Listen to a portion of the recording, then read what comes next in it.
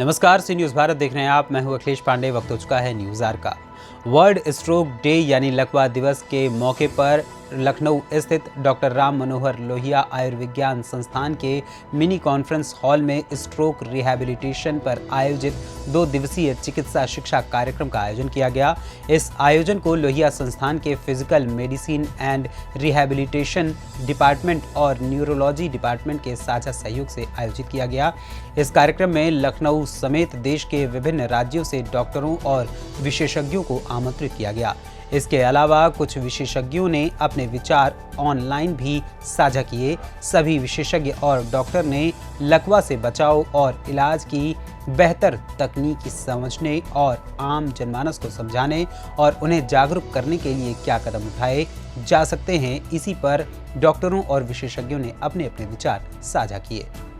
लखनऊ गोमती नगर लोहिया संस्थान के physical medicine and rehabilitation department ने वर्ल्ड स्ट्रोक डे पर स्ट्रोक दौरान क्या क्या सावधानी बरती जा सकती है और बेहतर इलाज के लिए क्या क्या उपाय किए जा सकते हैं, आमंत्रित विशेषज्ञों और डॉक्टरों से समझने और लोहिया संस्थान किस तरह के इलाज मरीजों को दे रहा है, इसको भी बताया गया। लोहिया संस्थान के physical medicine and rehabilitation department के असिस्टेंट प्रोफेसर सत्यशील अस्थाना ने बताया कि दिमाग में खून का और खून का थक्का जमने से ब्रेन स्ट्रोक होता है। जब ब्रेन स्ट्रोक होता है तो समय पर उसके लक्षणों की पहचान जरूरी है, जिससे शरीर के अंगों पर पड़ने वाले नुकसान को कम किया जा सके। इसलिए गोल्डन आवर का जिक्र किया जाता है। ये समय 3 से 4 घंटे का हो सकता है। इसमें अगर मरीज को इलाज मिल जाता है तो जीवन पर आया खतरा टल जाता है। इसके अलावा जीवन की गुणवत्ता ना खराब हो, इसके लिए ब्रेन स्ट्रोक के मरीज का इलाज कर रहे चिकित्सक को भी सावधान रहना चाहिए और मरीज को तत्काल फिजिकल मेडिसिन एंड रिहैबिलिटेशन के चिकित्सकों के पास भेजना चाहिए, जिससे हाथ पैर व शरीर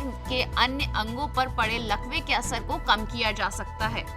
ये कार्यशाला बेसिकली जो स्ट्रोक होता है, जो पैरालिसिस होती है ब्रेन स्ट्रोक की वजह से, या यूँ कहें कि ब्रेन में खून का चक्का जमने से या नस फटने से जो पैरालिसिस होती है, उसमें क्या किया जाता है, कैसे इसको प्रिवेंट कर सकते हैं, कैसे जो है अगर इसको लक्षणों को पहचान सकते हैं, अगर हो गया तो क्या करना है और कितनी जल्दी क्या करना चाहिए, और अगर दिक्कत है तो फिर रिहैबिलिटेशन कैसे करते हैं, इन सब चीज़ों के बारे में CME में बताया जाएगा। सर, ये जो रिहैबिलिटेशन के विषय में बताया जा रहा है सर, मतलब किस तरह से ये ट्रीटमेंट करेगा, किस तरह से इलाज करेगा, किस तरह के पेशेंटों पे इनका फोकस रहता है?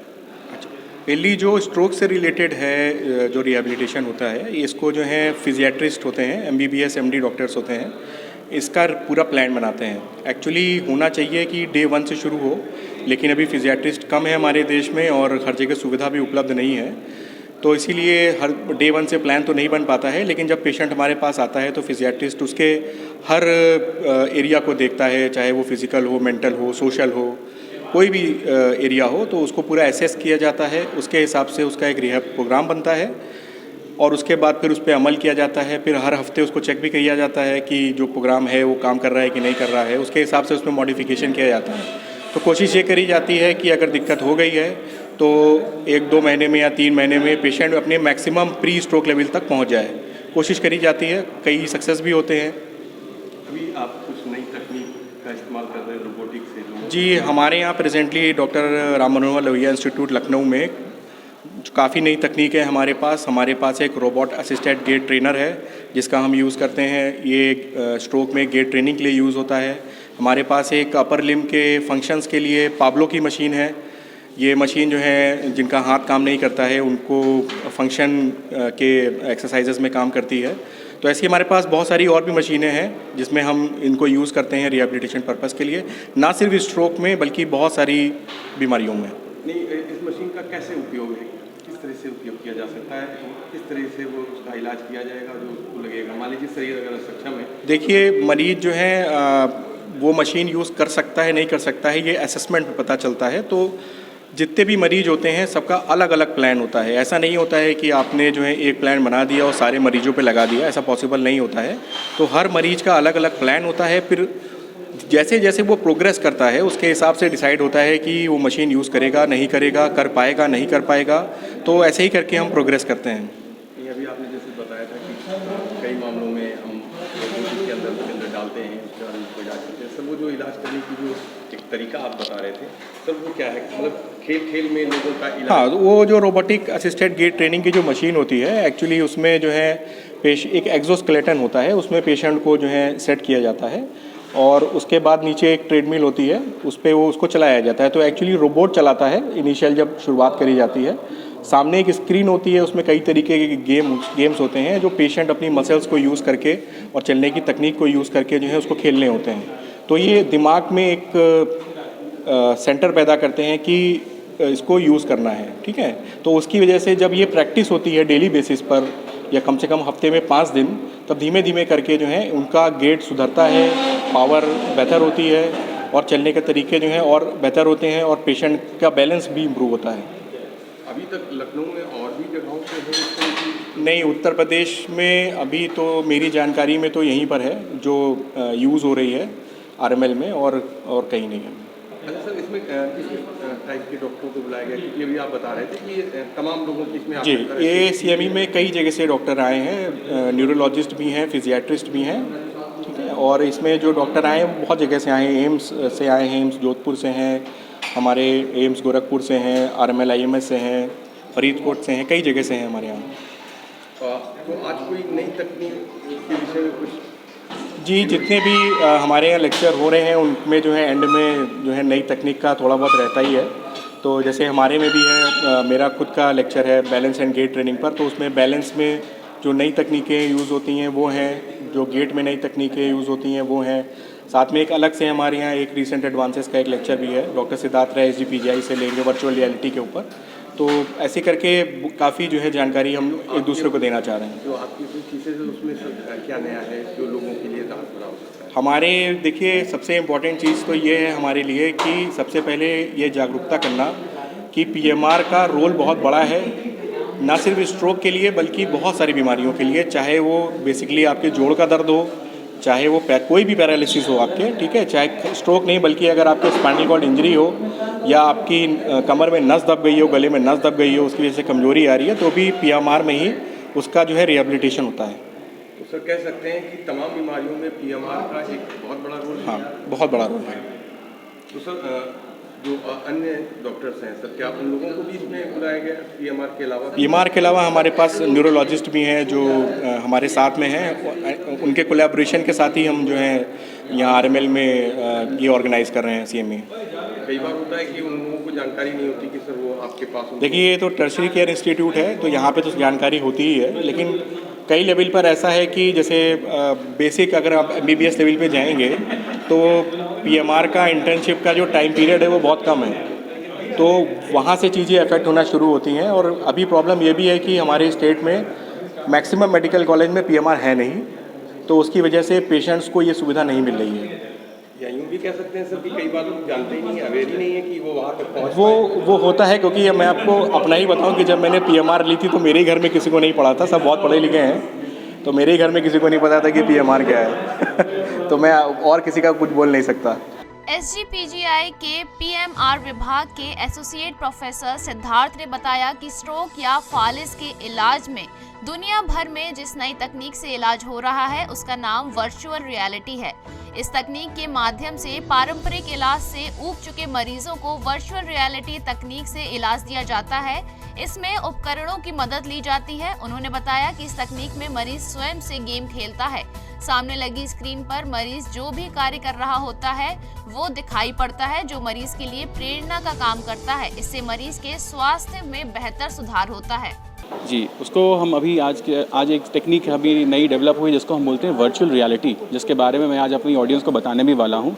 तो क्या होता है, जो ट्रेडिशनल मेथड्स ऑफ रिहैबिलिटेशन होते हैं, जो नॉर्मल हमारे कन्वेंशनल ट्रीटमेंट होते हैं, वो कहीं ना कहीं बोरिंग हो जाते हैं पेशेंट के लिए। वो पेशेंट भी आलस करना चाहता है कि आज हम नहीं जाएंगे, हम तो रोज़ वही काम कर रहे हैं और उतना ज़्यादा फ़ायदा भी नज़र नहीं आ रहा। वर्चुअल रियलिटी में क्या होता है, एक तरीके का आर्टिफिशियल इंटेलिजेंस होता है, एक तरह का वीडियो गेम टाइप की चीज़ होती है, जिसमें पेशेंट को भी बहुत मज़ा आता है करने में, और पेशेंट लाइव देख पाता है कि वो जितना एफर्ट पुट कर रहा है और उसका आउटपुट, उसका ट्रेनिंग उतना ज़्यादा हो पा रहा है कि नहीं उसी रियल टाइम में, और उसको हम कंप्यूटर की मदद से मेजर भी कर पाते हैं। तो ये इस तरीके का उसको एडवांटेज मिलता है, हर बार आके वो कर सकता है, उसकी ट्रेनिंग और अच्छी होती है। और इसमें एक और फ़ायदा होता है, हमें मैन पावर की लिमिटेशन नहीं रहती। मशीन है, हम कितना देर भी चला सकते हैं, हम उसको इनपुट दे सकते हैं, उसकी स्ट्रेंथ बढ़ा सकते हैं, इंटेंसिटी, फ्रीक्वेंसी सब चीज़ बढ़ा सकते हैं। तो ये इसका एक मेजर फ़ायदा हो जाता है। नहीं, अभी आप जैसे बता रहे थे कि जो ट्रेडिशनल इलाज है वो उस तरह से लाभकारी नहीं थे जो ये लाभकारी नहीं है नहीं, लेकिन ये ज़्यादा बेहतर है उससे, क्योंकि अब हम आगे बढ़ रहे हैं, ये हमारा नया टेक्नोलॉजी आया है, तो उस पर ये बेटर तरीका है करने सर, का। ये किस तरह से काम करता है, थोड़ा सा इसको भी एक्सप्लेन कर दें। इसमें एक वर्चुअल रियलिटी बनती है, पेशेंट्स को हम कुछ हेड गियर्स पहनाते हैं, उसको गॉगल्स होते हैं और साथ में एक्सोस्केलेटन्स होते हैं हाथ और पैर में, जहाँ की भी ट्रेनिंग करनी होती है, हाथ की भी होती है, पैर की भी होती है। तो वो उस गॉगल से मेथड से एक आर्टिफिशियल एक वर्ल्ड देख पाता है। फॉर एग्जांपल कोई एक पेशेंट है जिसको चलने में असमर्थ है, जिसको वाइल्स हुआ था, वो चल नहीं पाता है, तो उसको हम एक आर्टिफिशियल स्क्रीन की मदद से दिखाते हैं कि एक सड़क जा रही है, वहाँ पे ऑब्स्टिकल्स हैं, कुछ पैदल लोग भी चल रहे हैं, कुछ गाड़ियाँ भी आ रही हैं।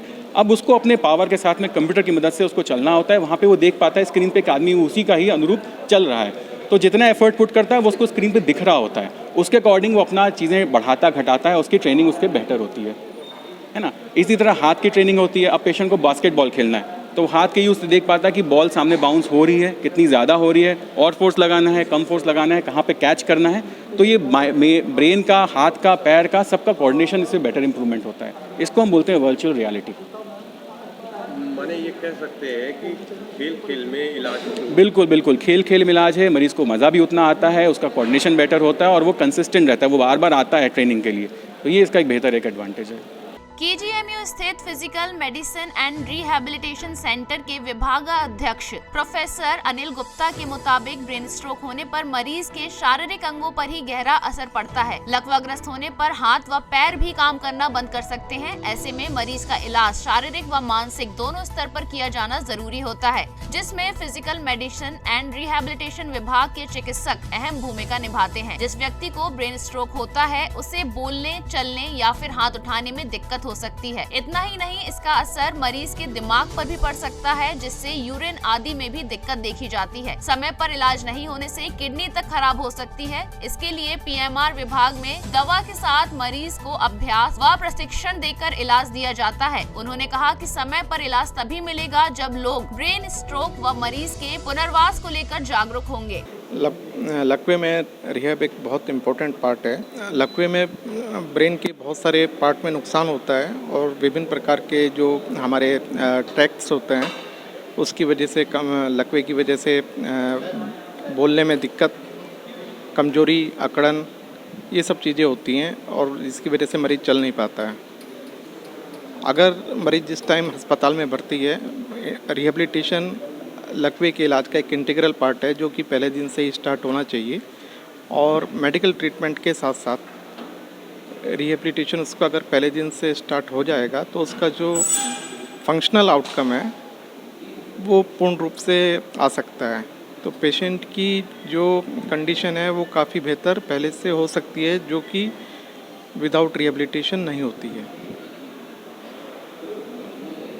सर, अभी जो मान लीजिए रिहैबिलिटेशन को लेकर के अवेयरनेस की आवश्यकता रहती है, जो लोगों में नहीं है, लोग जान ही नहीं पाते कि साहब उनको स्ट्रोक हुआ। ये इसको कैसे सर अवेयर कैसे करेंगे, कैसे लोग जान पाएंगे? अभी नेशनल मेडिकल काउंसिल ने physical medicine and rehabilitation department को एक कंपलसरी डिपार्टमेंट बनाया है MBBS कोर्स के लिए, और MBBS में उसकी कुछ क्लासेस भी रखी हैं। जब हमारे जो भावी डॉक्टर हैं MBBS के टाइम से ही उसके बारे में जानकारी रखेंगे तो आगे समाज में उसका लाभ निश्चित रूप से पहुंचेगा। और सभी कॉलेजों में लगभग ड्यू कोर्स ऑफ टाइम में MD का पाठ्यक्रम भी शुरू होगा। आज से 15 साल पहले पूरे भारतवर्ष में 8 से 10 सीटें MD की होती थी और आज की तारीख में लगभग 100 MD की सीटें पूरे हिंदुस्तान भर में हैं, जिसमें से 4 हमारे किंग जॉर्ज मेडिकल यूनिवर्सिटी में प्रतिवर्ष चल रही हैं। और हमारे यहाँ से जो पढ़े हुए छात्र हैं वो प्रदेश के विभिन्न भागों में अपनी सेवाएं, विभिन्न अस्पतालों में सेवाएं दे रहे हैं और एम्स, SGPGI, RML और हमारे यहाँ पर भी शिक्षक के रूप में अपना योगदान दे रहे हैं। रायबरेली एम्स के फिजिकल मेडिसिन एंड रिहैबिलिटेशन विभाग के असिस्टेंट प्रोफेसर अरविंद कुमार शर्मा ने बताया कि जो व्यक्ति अकेला जीवन जी रहा है या फिजिकल एक्टिविटी नहीं कर रहा, इसके अलावा ब्लड प्रेशर, मधुमेह से पीड़ित लोगों को ब्रेन स्ट्रोक होने की मुख्य वजह है। इससे बचने के लिए मधुमेह और हाई ब्लड प्रेशर को कंट्रोल में रखें। रोजमर्रा की जीवन शैली में सुधार लाना पड़ेगा, टहलना पड़ेगा, एक्सरसाइज करें, वजन कम करें और अगर स्ट्रोक अटैक हो जाए तो तुरंत अस्पताल पहुंचना चाहिए। लेकिन इसके लिए स्ट्रोक के लक्षण समझने की जरूरत है, जिससे जानकारी होने पर तत्काल हॉस्पिटल पहुंचा जा सके। देखिए, स्ट्रोक होने के मुख्य कारण है कि हम अपनी जो लाइफस्टाइल है, जो हमारी दिनचर्या है, उसमें बहुत ही सीडेंटरी लाइफस्टाइल जी रहे हैं, बहुत ही एकाकी लाइफस्टाइल जी रहे हैं, जिसमें कि हम जो भी फिजिकल एक्टिविटी हैं उनको बिल्कुल भूल गए हैं। सीडेंटरी लाइफस्टाइल है, जो डिफरेंट कोमॉर्बिडिटीज़ हैं जैसे कि डायबिटीज़ है, ब्लड प्रेशर है यानी उच्च रक्तचाप और मधुमेह रोग, इनके मरीज़ जो हैं स्ट्रोक की तरफ ज़्यादा जाते हैं।